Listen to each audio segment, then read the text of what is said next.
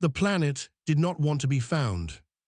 That was the first thing Rael Duno thought when his shuttle broke through the cloud cover and Varak 9 opened up beneath him, not dangerous, not beautiful.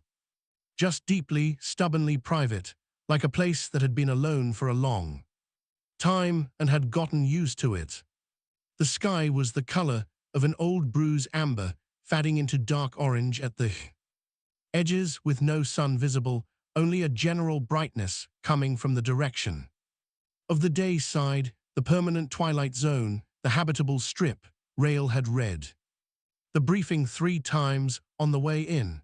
He knew what the air composition was, what the temperature range held, what the soil chemistry looked like. He knew the quarantine beacon had been active for 60 years and that he had a special waiver from the Interstellar Cartography Bureau to conduct survey work here. What the briefing had not fully prepared him for was how quiet it was going to feel. He set the shuttle down on a flat stretch of dark rock near a cluster of thermal vents. The heat coming off the vents kept this particular area a few degrees warmer than the surrounding terrain, which would make camping here survivable. Without running the shuttle's heaters all night, Rael had learned a long time ago that comfort was not a luxury on a solo survey. Comfort was how you stayed sharp enough to do the work. He unpacked his gear slowly and deliberately: survey kit, environmental sensors, personal recorder, food supply for 18 weeks, compressed and sealed, small folding stove, and a set of flat-bottomed cooking pots that packed into each other like nesting shells, a journal, actual paper, actual pen, because his previous supervisor had once told him that writing by hand made him notice things he would otherwise have typed past, and she had been right. His shelter went up in 40 minutes, 2 rooms, one for sleeping, one for equipment and samples, nothing fancy, a prefabricated shell with a self-sealing door and filtered air intake. He had lived in worse. The first 3 days were exactly what a survey was supposed to be.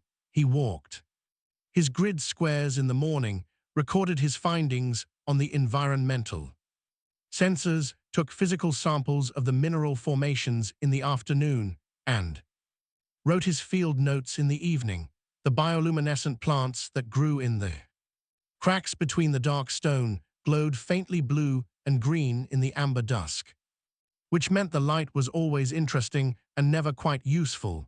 He used his headlamp constantly.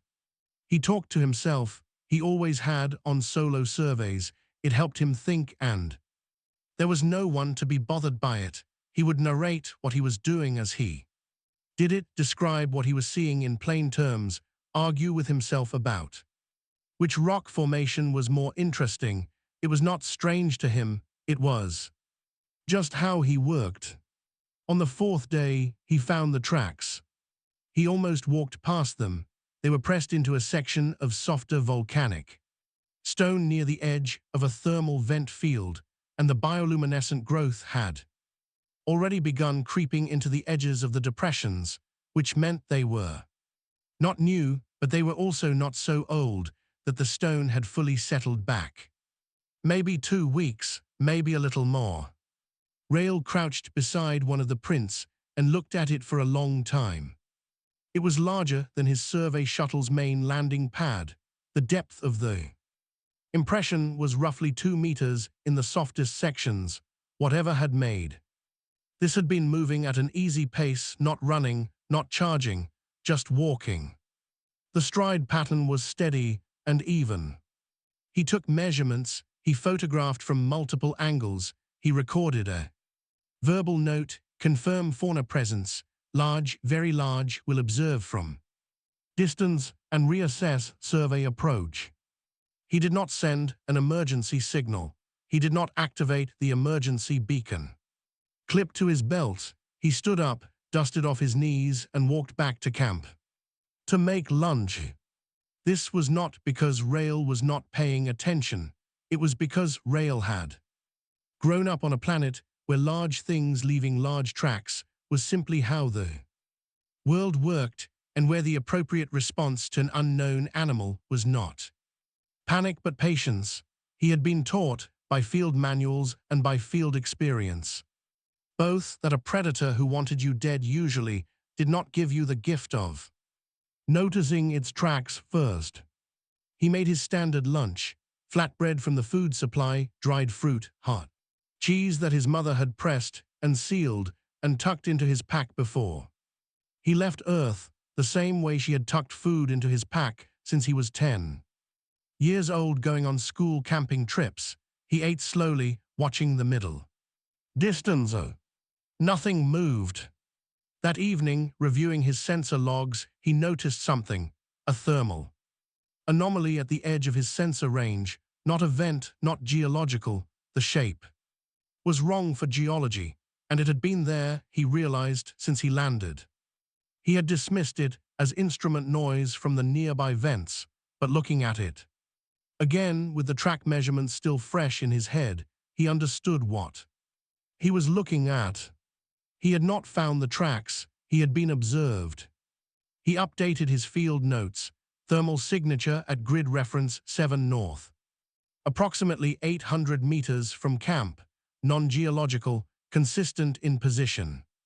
Has not approached or displayed aggressive behavior. Hypothesis: territorial.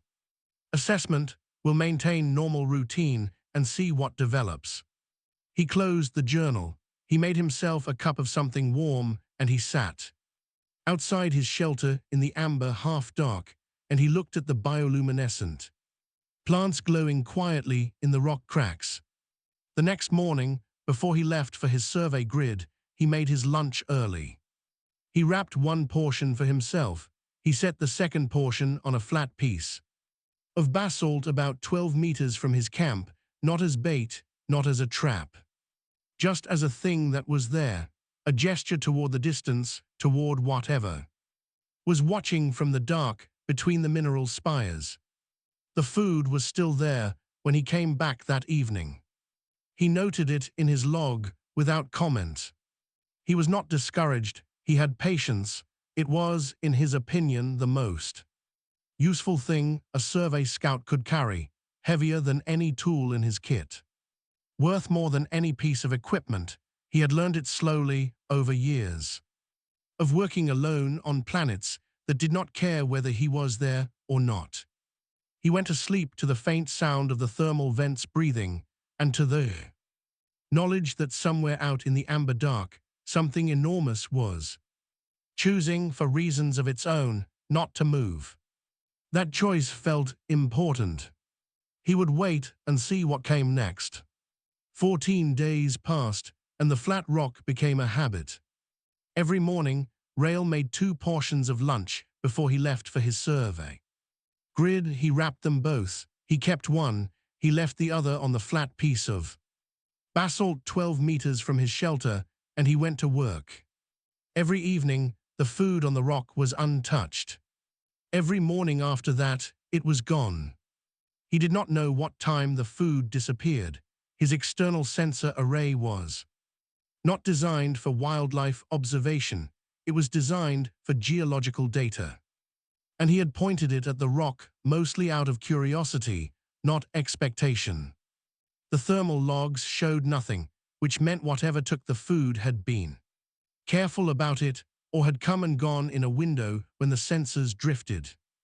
During their calibration cycle, either explanation was interesting. He wrote in his journal, "It's not taking the food because it's hungry. I've seen the vegetation here. The thermal vent fields support large biomass, whatever this thing is, it has food. It's taking mine for some other reason. I'd like to know what that reason is." His survey work was going well, which helped. Varak 9 was geologically strained in ways that were professionally satisfying. The mineral spires that grew out of the twilight terrain were not volcanic in the way he had expected they were. Crystalline formations built up over what his instruments suggested were tens of thousands of years of mineral-rich thermal mist, which meant the crystals grew slowly and very specifically, and their internal structure was unlike anything. In the current xenogeological catalogue, he was going to have a very good report to hand in. Director Pren would be pleased. He was narrating a description of a particularly large spire formation on day 19 when he heard something change in the quality of the silence around him. Rail had been on enough solo surveys to understand that silence had quality. A silent place where nothing was present felt different from a silent place where something was very carefully still. He had learned to tell the difference through experience that he could not fully explain, but completely trusted. He stopped talking. He did not look around quickly. He finished writing the number he had been recording into his log, capped his measuring tool, and then stood up from his crouch very slowly and turned. Sorath was standing at the edge of the spire field. Rail had known intellectually that the creature was large. The tracks had told him that, but intellectual knowledge and the actual visual fact of it were two completely different things. Sorath was enormous in the way that certain geological features were enormous, the kind of scale that made nearby reference points suddenly seem unreliable, so that Rail found himself briefly questioning the size of the spires around the creature rather than the size of the creature itself. Black scales, each one the size of a hand pressed flat, a head like a fortified structure, heavy-browed, set with eyes that glowed orange red in the amber dusk. The body was heavily built and carried old scars, long pale lines across the neck and left flank where the scales had grown back imperfectly, showing the color of cooling rock rather than the deep black of the rest of him. He stood with his weight settled, not tensed for movement. He was not threatening, he was simply there in the open for the first time. Rail's recorder was still running. Later, when he reviewed it, he would find 3 seconds of silence, a sharp inhale, and then his own voice saying quite steadily, "Okay, hello, I see you." He did not move for a moment after that. Then he sat down on the nearest flat rock slowly, deliberately, making each movement visible and small, and he went back to looking at his log sheet. He did not look at Sorath again. He wrote things in his log. They were not particularly meaningful notes. His handwriting was a little uneven. He kept his breathing slow. After 11 minutes, he heard the sound of very large movement in the spire field, and the quality of the silence changed back to its normal shape. He looked up. Sorath was gone. Rail sat there for a while longer without moving. Then he spoke to his recorder. He stood in the open for 11 minutes, did not charge, did not vocalize in any threatening pattern, retreated on his own initiative. I am logging this as a significant behavioral event and flagging it for Dr. Ovar's Zenobio review. He paused, then he added, "My hands are shaking a bit. That's fine, that's appropriate." He did not include the shaking in the official log. He mentioned it to his sister Len that evening in the audio message he recorded for her, the way he recorded one for her every few days on solo assignments. Len was a school teacher on Earth. She asked him detailed questions about his surveys and laughed at his descriptions of bureaucratic forms he had to fill out in triplicate. She was the easiest person in his life to talk to. He told her about Sorath. He described the size, the scars, the stillness. He told her about the food on the rock. Len's response, when it came 2 days later at signal lag, "You're feeding it, you're feeding the terrifying thing," a pause in the audio. Then, "Of course you are, of course." Director Pren's response was less warm. She had been reading his survey logs. They transmitted automatically every 48 hours, and she called him on the morning of day 21 with the kind of controlled tone that meant she was working very hard not to raise her voice. She told him to activate his emergency beacon. he said the creature had not displayed aggressive behavior. She told him that the creature was listed as a quarantine class fauna hazard. He said the quarantine was 60 years old and, based on reports from military units that had approached with weapons drawn, she said that was not the point. He said that if the creature wanted him dead, it had 19 days to make that happen. She did not have a quick answer to that. They agreed on check-ins every 12 hours. Rael agreed not to approach the creature directly. He did not agree to stop leaving food on the rock, and Pren, after a brief silence, did not specifically tell him to stop. On day 24, Rael was sitting by his small fire after the evening meal. The sound came from the darkness to his left, not loud, not sudden, but deep. A tonal sequence, low enough that he felt it in his chest before he heard it. With his ears, his translator unit flickered on his wrist, ran its pattern. Analysis displayed static, then a string of characters it could not resolve. And then went quiet. Whatever Sorath had said, no translation existed for it. Rael sat very still. He listened to the sound fade. Then he said out loud to the dark, "I don't have a translation for that. I'm sorry, I'm working on it." A pause. Then the sound came again, a different pattern this time, shorter, with a different tone at the end of it, something that, if he were being honest with himself, sounded less like a statement and more like a question. Rael picked up his recorder and began, very carefully, to write down what he could hear. He did not sleep much that night. He was too interested. The food on the offering rock disappeared in the daytime on day 31. Rael knew this because he had been 300 meters away when it happened. He had glanced back toward camp during a break in his grid survey, and the food had been there, and when he looked back 20 minutes later, it was gone. He walked back without hurrying, and he crouched beside the rock, and he looked at the soil around it. The impression in the ground was enormous, fresh, the bioluminescent plant growth at the edge of the impression was still bent in the direction of the weight, still slowly moving back toward its upright position. Sorath had been here within the last few minutes, standing close enough that Rael could have reached the shelter door from here in 4 running steps, maybe 5. He had been watching Rael work from close enough to count his footsteps.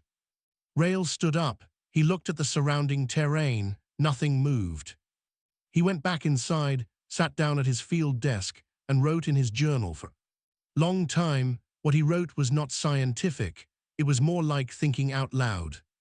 In written form, he wrote about the difference between an animal testing the boundary of a new thing in its territory and a thinking creature paying attention to a specific individual. He wrote about the food, how it was never taken urgently, never messily, always cleanly gone, as if it had been considered rather than consumed. He wrote, "It's not taking the food because it needs it.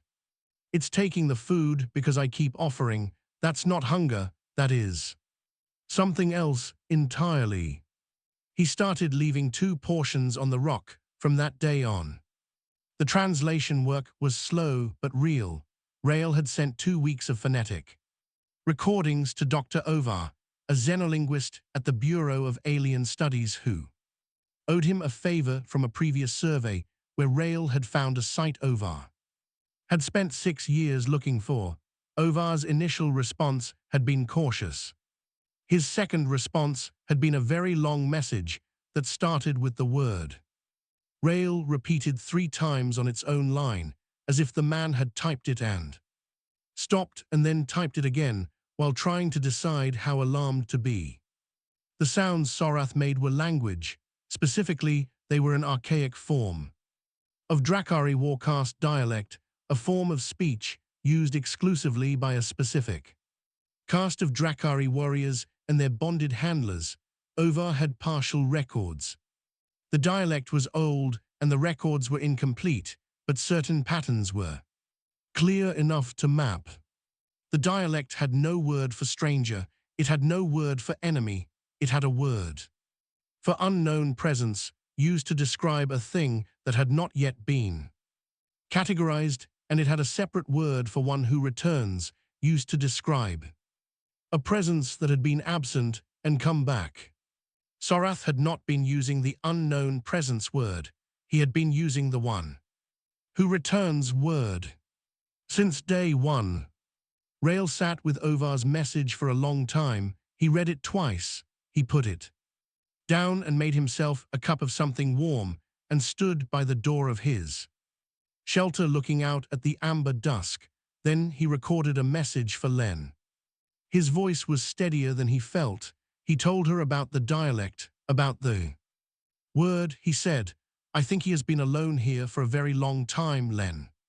And I think no one has ever just stayed." Len's response 2 days later, "Then you stay, you hear me, you stay as long as you need to." It was exactly what he had needed to hear. The diplomatic complication arrived on day 33 in the form of a Union transmission from a vessel that had entered Varak 9 orbit without announcing itself. Ambassador Dur, representing the Galactic Union's Outer Region Security Council, with a formal request that Rael cease all activity on the planet's surface, stand by for extraction, and allow qualified Union peacekeeping personnel to manage the situation. Rael read the transmission twice, then he drafted his response very carefully. Cited 4 sections of the ICB Survey Charter, 1 clause from the Interstellar Fauna Observation Protocol, and pointed out that he had not, under any technical definition in the documents he had cited, made contact with any entity. He had conducted survey work, he had eaten lunch, he had left portions of his lunch on a rock. None of these activities fell within the ambassador's authority to restrict. He sent it, he went to make lunch. Director Pren called him 20 minutes later and said, in a tone of voice that meant she was both impressed and also suffering, "Dur is very angry, Rael." Rael said, "I know." Pren said, "He's talking about overriding your waiver." Rael said, "Tell him I'll be done with my geological survey in 11 weeks and at that point I'll leave voluntarily and he can do whatever he likes with the planet, but right now I'm in the middle of active data collection." There was a pause on the line, then Pren said, "You are the most infuriating employee I have ever had." Rael took that as a reasonable outcome and ended the call. On day 38, he was eating his midday lunch at his field desk with the shelter door open to the amber air because the thermal vent smell was sharp. Today, and the outside air was cleaner. He was reading his own geological notes from the previous week and marking corrections. He heard the sound of footsteps, very large, very slow. He recognized them by now the specific weight of them, the way the dark stone gave a faint low sound under that much pressure. He did not look up immediately. He finished the sentence he was reading. Then he looked up. Sorath walked out of the spire field, crossed the open ground between the spires and the camp, came to a stop approximately 6 meters from the shelter door. Then he sat down. Not in an aggressive way, not posturing. He folded himself down onto the dark stone in a way that, despite his enormous size and the deep scars across his neck and flank, was almost careful, his eyes orange-red, lit from within. Looked at Rael without blinking. Rael looked back at him. He put down his field notes. He thought about what Ovar had told him about the Warcast dialect. He thought about the words Sorath had been using for him. He was not going to pronounce it correctly. A human throat was not built for the low subsonic resonance the word required, but Ovar had given him a rough approximation, and Rael had been practicing quietly alone, feeling slightly foolish about it for the past 6 days. He said the approximation, slowly, with the specific tonal drop at the end that Ovar had marked as important. Sorath went completely still. Rael said it again. The stillness held. Then, from deep in Sorath's chest, came a single low sound that his translator rendered, after a long pause, as acknowledged. Rael picked up the second portion of his lunch flatbread, dried fruit, the hard cheese from his mother, and he set it on the flat rock between them. Sorath looked at it, he looked at Rael. He took it, not gently exactly, but he took it. They sat there for 2 hours. Rael worked on his mineral log notes. Sorath did not move. The amber light shifted slowly, the way it always did in the twilight zone, never fully changing, but never fully still. At some point, Rael realized he had stopped noticing the size of the creature. 6 meters away, and was simply aware of the company. He wrote in his journal that evening, "I think we are having lunch together. I think that is what this is. I am not sure the galaxy has a word for it. That is probably fine. Not everything needs a word right away." The file that came back from the Dracari archive was marked restricted, then unrestricted, then restricted again, which told Rael that someone on the other end was having an argument about it. He waited, he kept working. He had learned a long time ago that the files you actually needed were always the ones that took the longest to arrive. It came on day 46, not from an automated archive system, but from a living person, which was not what Rael had expected. Her name was Hesran. She identified herself as the last custodian of a project the Dracari Empire had formally closed 30 years ago, which she described as a polite way of saying buried. She was elderly by the quality of her voice in the audio transmission. She spoke slowly and chose her words carefully. She said, "You asked about the Keth designation on the biosignature you recorded. I know what that designation means. I have been waiting for someone to ask for a long time. I was not expecting the someone to be human." Rael wrote back immediately, "I'm not sure I'm what you expected for a lot of things. Please tell me what you know." What Hesran told him, across a series of transmissions slowed by the poor relay on Varak 9, changed the shape of everything. The Keth breed war beasts were not animals in any meaningful sense of the word. They were the result of generations of selective enhancement within the Dracari military program, individuals chosen at hatching for specific traits, raised in isolation from ordinary Dracari society, and modified biologically and neurologically from early development to produce something that the Dracari military considered ideal, stronger than a standard Dracari by a very large margin, able to withstand conditions that would kill most species, loyal beyond any reasonable measure, because the loyalty had been woven into them by design. They were bonded to handlers, a specific individual selected early, trained alongside the war beast from youth, who became the center of the creature's world, not a master, not an owner. The Dracari language used a word that Hesran translated, with some hesitation, as the one this life is organized around.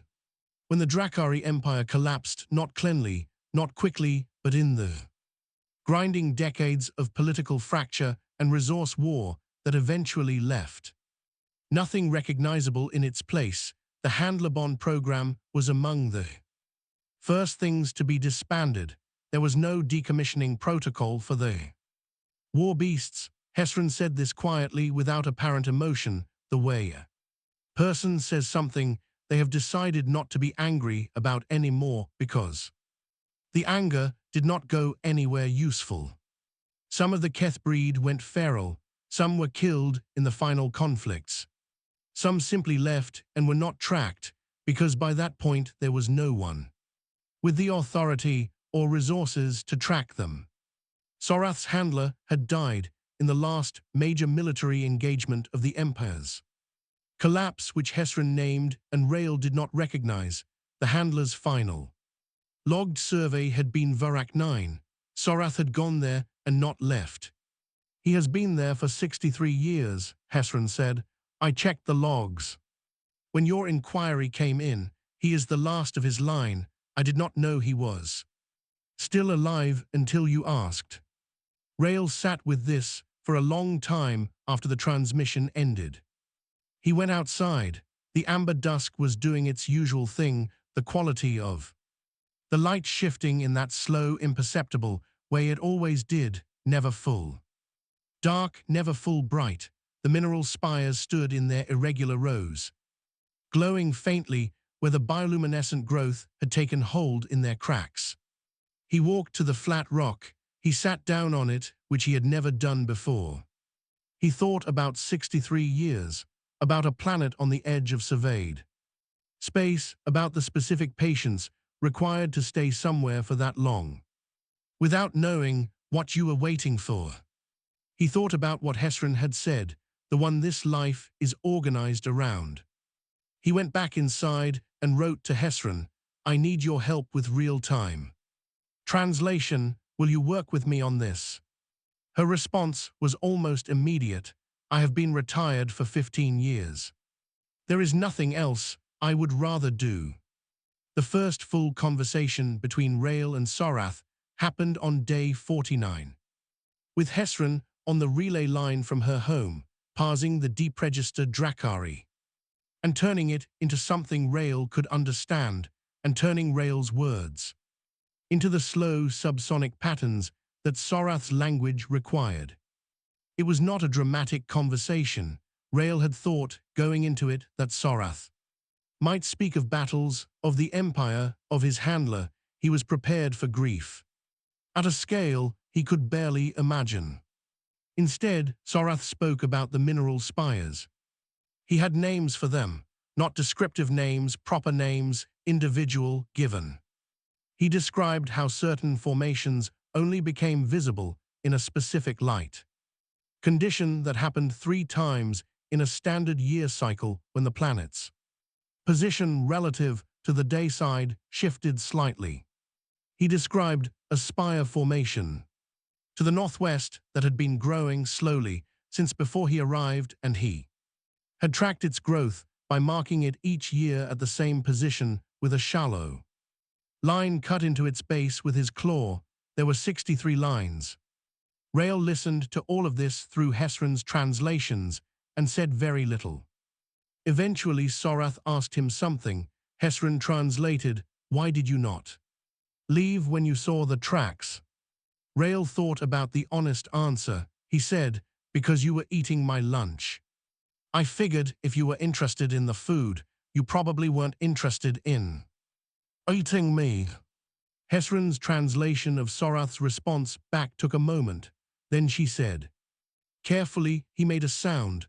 I haven't heard that sound in a very long time. In the Warcast dialect, it is used between people who understand each other. I don't have an exact word in standard. The closest is something like fair enough. Rael nodded, though no one could see him nod. Fair enough, he agreed. What he did not know, and what Ambassador Durr's office was not going to tell him until it was nearly too late, was that a second Union vessel had joined the first. In orbit 2 days ago, this one was not a diplomatic shuttle, it was a peacekeeping frigate with a bombardment capability that was listed in its registry as deterrent grade, and which everyone in the relevant security community knew meant something more final than deterrence. The formal authorization request was drafted on day 50. Its language was careful and official.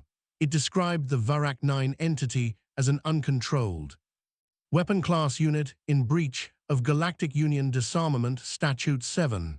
It described the human survey presence as an unauthorized variable complicating established containment parameters. It asked for approval to resolve both. Pren saw the draft before Rael did. She called him and she read him the relevant section without commenting on it. and the line that mattered was the one that said resolve both. Rail was quiet for a moment. Then he said, "How long do I have?" Pren said, "Review process is 12 days minimum. I'm going to make it take longer than that."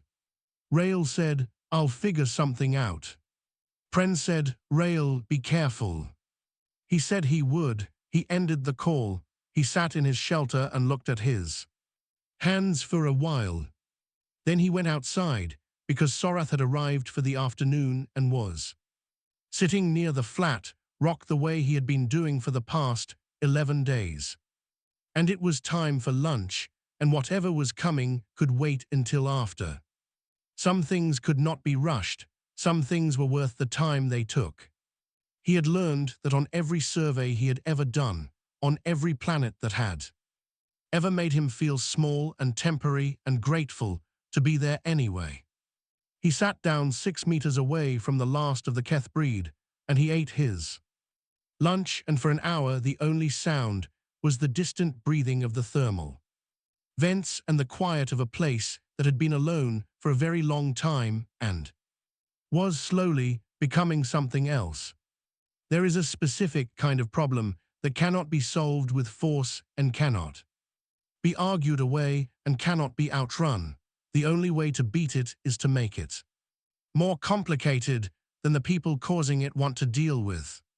Rail had known this for most of his adult life, not because anyone had taught it to him directly, but because he had spent 12 years working in bureaucratic systems large enough to be their own weather patterns, and in large enough systems you learned that the fastest way to stop something moving in a direction you didn't like was to make everything around it very, very complicated. He started on the night Pren told him about the authorization draft. He did not sleep. He made himself a cup of something warm and he sat at his field desk and he wrote for 6 hours. The first document he wrote was a formal reclassification application to the Interstellar Cartography Bureau. The application requested that Varak 9 be removed from the quarantine zone registry and reclassified as an active survey site with ongoing xenobiological significance. He cited 63 days of observational data. He cited the geological findings, which were genuinely interesting enough to stand on their own. He attached Hesron's archival records regarding the Keth breed intelligence classifications, which legally predated the quarantine designation, and which argued that the entity on Varak 9 had never met the criteria for uncontrolled fauna hazard because fauna was not the correct category. The second document was a formal xenobiological welfare claim submitted to the Galactic Union's own Bureau of Sentient Species Affairs. He was very careful. With this one, he cited the Union's own criteria for recognized sentience in non-standard species, self-directed communication, evidence of long-term memory, and planning, demonstrated ability to form social bonds and cultural knowledge. That was not instinctual but learned and maintained. He had evidence for all. For the spire names, the 63 marks on the growth stone, the dialect Sorath had maintained in isolation for decades, the food on the flat rock. He wrote the entity on Varak 9, designated in error as uncontrolled fauna, meets every criterion established by this Bureau for recognition as a sentient individual. I am therefore requesting that the Bureau exercise its statutory authority to stay any destructive action against this individual pending a full review. The key word was statutory. Dur's bombardment authorization was operating under a disarmament statute. The Sentient Species Welfare Clause was in a different part of the Union Code entirely, and the two sections had a conflict provision that had been written into Union law after a situation 40 years ago that Rail had found in his legal database at 3 in the morning, and which he suspected not very many people in Dur's office had ever actually read. The conflict provision said very clearly that welfare review took precedence. He filed both documents before the sun equivalent on Varak 9 had shifted, enough to change the quality of the amber light. Then he sent every recording, every translation log, every behavioral note, and every page of phonetic analysis to Dr. Ovar with instructions to release it. All under open access academic protocol, he wrote, "Give this to every xenolinguist and xenobiologist who will read it. Give it to Drakari cultural scholars. Give it to anyone who studies language. Don't hold anything back." He went to bed for 4 hours. When he woke up, the academic community was already in the early stages of what Pren would later describe as an extremely enthusiastic eruption. She called him on the third morning after his filings, and she sounded like a person who had not slept but was quietly enjoying herself. She said, 3 Union member governments have filed formal requests for a review of the Varak 9 designation. 2 xenolinguistic journals have already put out statements on the dialect recordings. The Bureau of Sentient Species Affairs invoked the welfare stay this morning. Dur's authorization is frozen. Rail said, "Good." Pren said, "You turned a military bombardment into a research ethics dispute." Rail said, "I turned a weapon class designation into a sentient species welfare case. There's a difference. The military can argue with a weapon. It is much harder to argue with a peer-reviewed paper." Pren was quiet for a moment. Then she said, "Where did you learn to do this?" Rail said, "ICB Orientation Week. They spend a whole day on how to use the charter to protect active survey sites from external interference. I took very good notes." While the mechanisms of galactic governance ground their slow and complicated way towards something that might eventually resemble a resolution, life on Varak 9 continued. This was the part that mattered most to Rail, and the part that no transmission or legal filing could fully carry. Hesrin was on the relay line every morning now, translating. She had found, in her archive, references to things Sorath mentioned: spire formations, vent patterns, seasonal mineral shifts, and she had begun cross-referencing them with his own records. She told Rail one afternoon that she was compiling what might be the most complete natural history record of a tidal twilight zone ecosystem in the Xenogeological Catalogue, assembled over 63 years by one individual with no instruments other than patience and attention.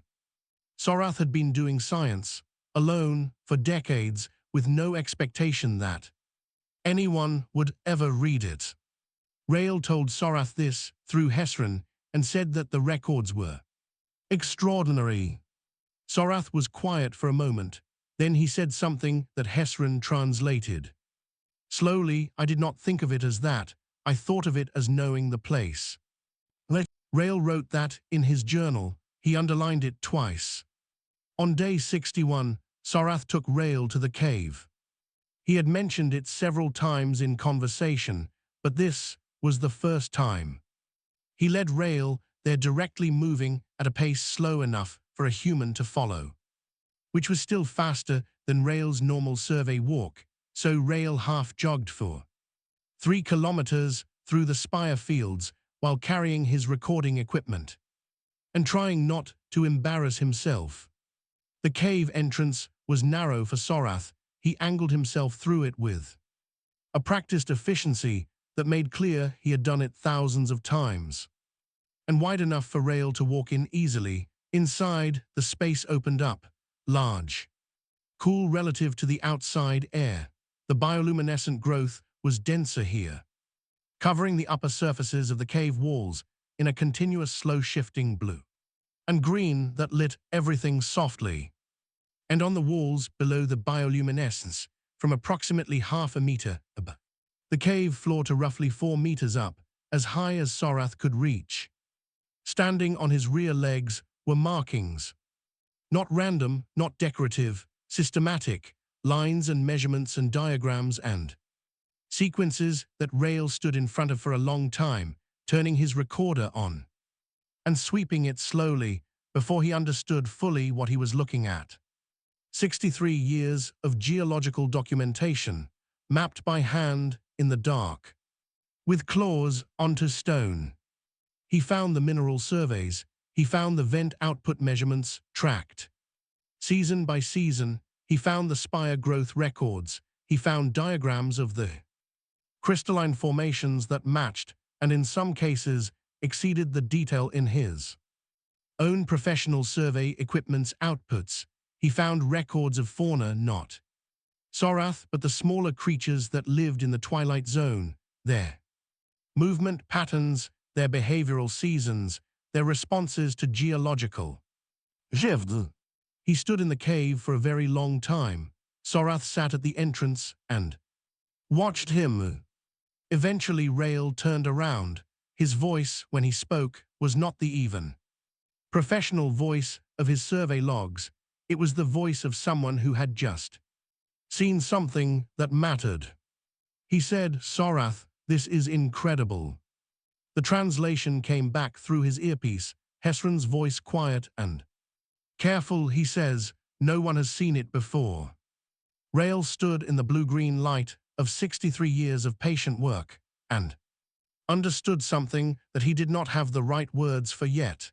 He knew he would need to find the words eventually for his report, for the review board, for the xenobiological catalogue that would eventually have to figure out what to do with all of this, but right now the words could wait.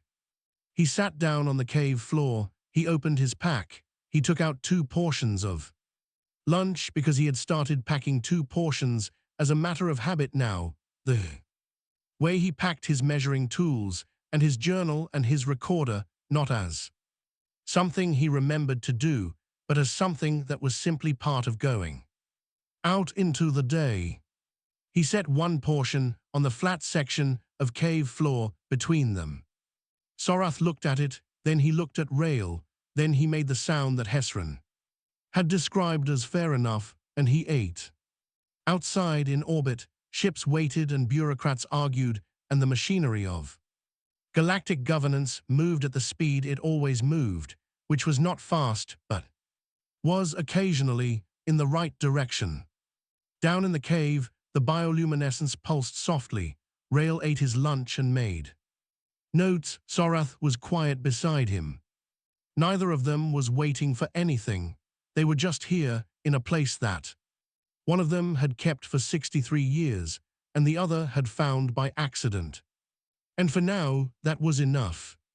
The Galactic Union's review process was, as all review processes of significant political sensitivity, tend to be slow, loud, and deeply undignified.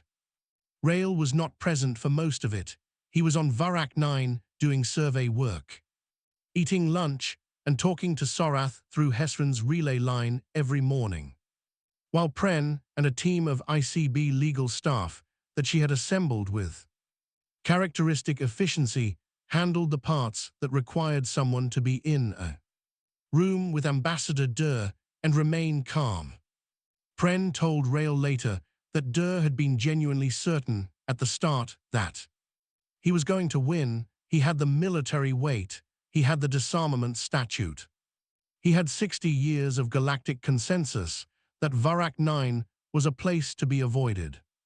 What he did not have, and what he had not anticipated needing to counter, was 14 xenolinguistic journals, the formal statements of 9 Drakari cultural scholars, a welfare stay issued under a clause of Union law that most of his legal team had never encountered, and an 80-year-old Drakari woman named Hesron who, when invited to testify remotely to the review board, spoke for 40 minutes about what the Keth breed were and what had been done to them and what had been left undone afterward, in a voice that did not waver once.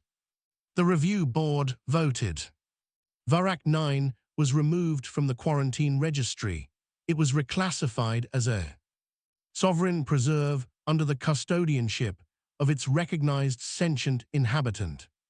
Access for academic research was permitted under a strict application protocol that required individual approval. The Galactic Union issued a formal statement regarding the historical misclassification of Drakari Warcaste individuals and the need for a broader review of similar designations. The statement was carefully worded and avoided any language that could be read as admitting specific fault, which Rael thought was predictable and which Hesrin said was more than she had expected. Ambassador Durr was reassigned to a posting that was described in the official notice as a position of continued significance and which was, in practical terms, a place where he would have very little to do. Rael felt no particular satisfaction about this. Durr had been doing what his system told him to do. The problem had never been Durr specifically. The problem was a system that had written weapon class into a registry 60 years ago and then not looked at the word again. Rael's survey was approved retroactively. His geological report was submitted.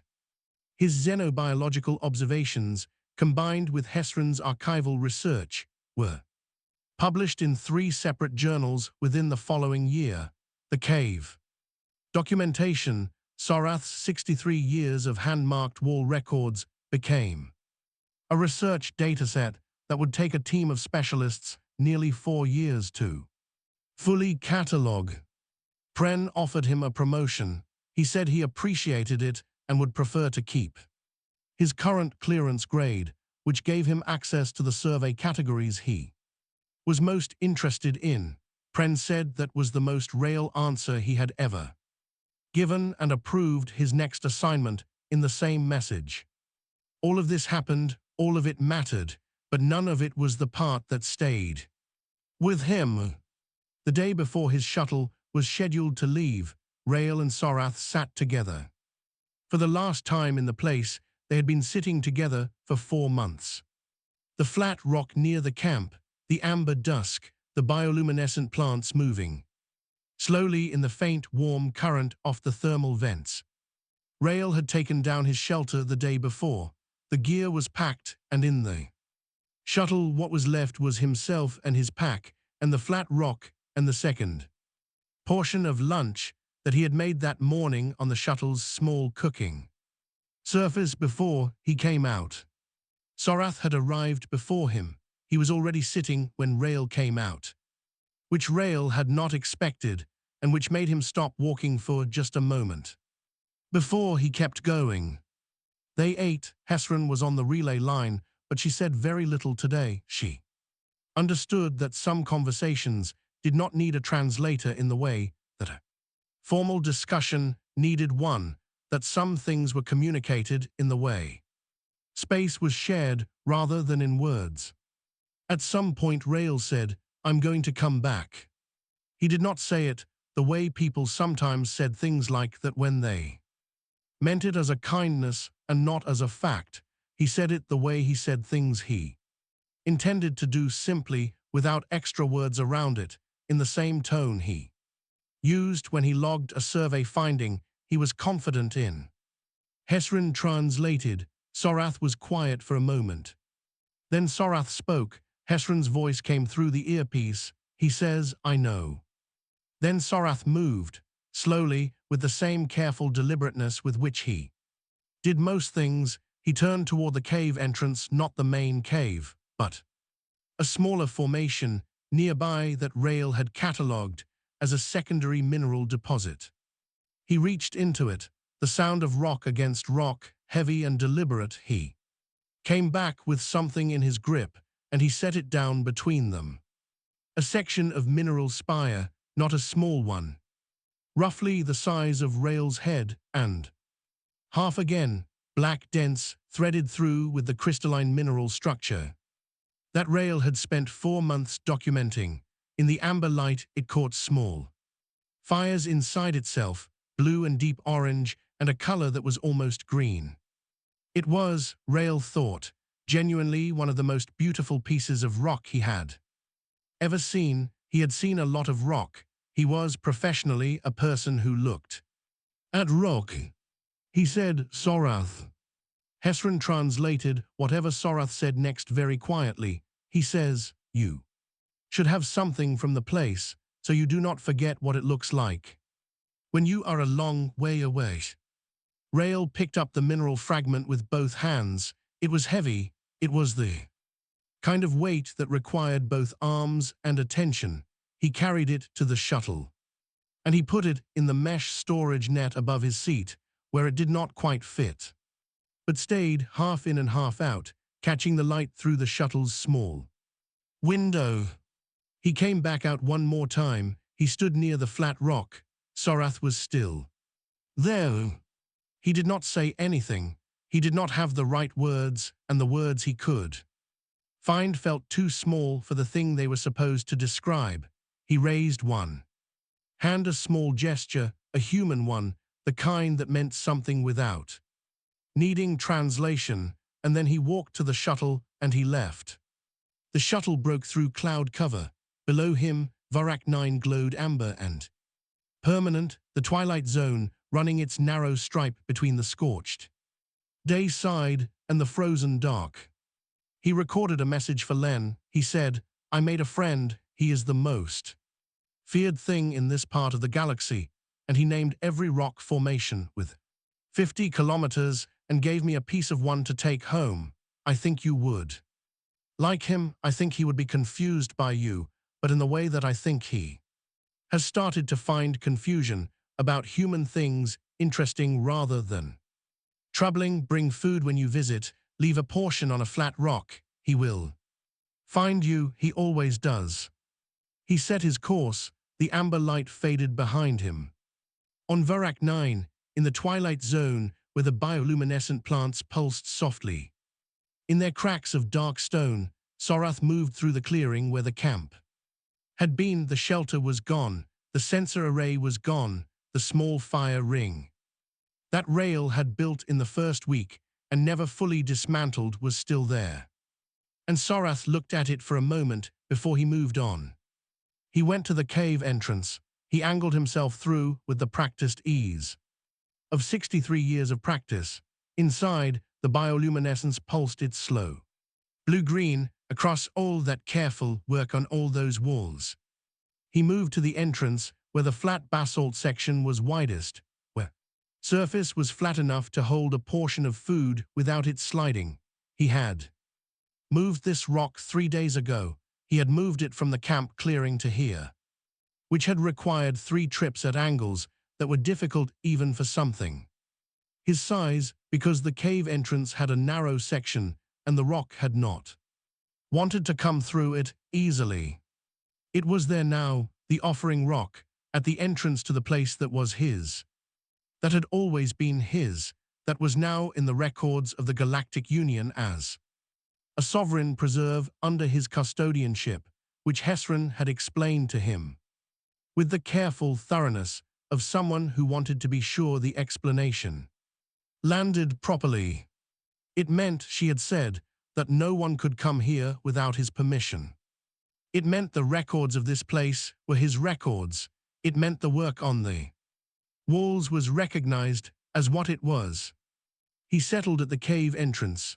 Above him, past the cloud cover, past the orbital lane where the Union ships had been and were now gone, the stars were doing what they always did, holding their positions, turning slowly, indifferent to the specific details of what happened underneath them. Sorath had been waiting for 63 years in the way that a person waits when they do not know what they are waiting for, without direction, without expectation, only with the stubborn fact of continued presence. He was not waiting like that now. He knew what he was waiting for. He knew it would come back because it had said it would come back, and in 4 months he had learned that this particular kind of creature said things it meant, not because it was powerful, not because it had no fear, because it had decided at some point long before he ever showed up on this planet that deciding a thing mattered was the same as making it true. He would eat his meals here at the entrance to the cave. He would add another line to the spire stone at the end of the season. He would keep the flat rock clean. He would wait. But the waiting now was a different shape. It had a direction. And somewhere, in a shuttle moving through the dark between stars, a piece of this place was catching the light above a pilot's seat, black and deep and threaded through with something almost green, and a human was telling his sister about the names of rocks.